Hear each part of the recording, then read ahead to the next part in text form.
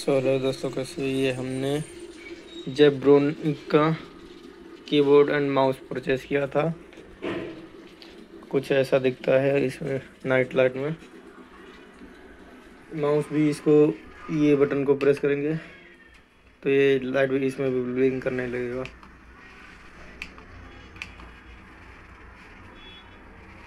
इसमें 3 लाइटें हैं, 2, 3, चौथी बार में बंद हो जाएगा। कुछ ऐसा दिखता है नाइट में। और यहाँ पे हम कैप्स लॉक करेंगे, वो आएगा, नंबर लॉक यहाँ पे हो जाएगा, लाइट जलेगी। कुछ ऐसा दिखता है। ये इसका माउस है।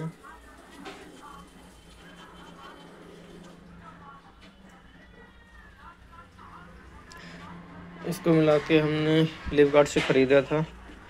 1329 ऐसे कुछ पड़ा था। मैं आपको स्क्रीन पे शो कर दूंगा कि कितने रुपए का पड़ा था।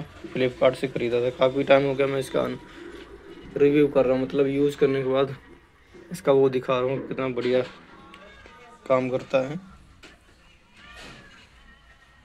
ये जेब्रोनिक।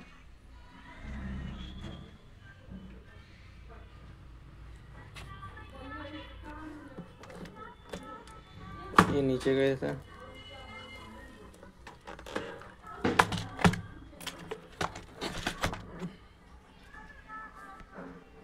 ये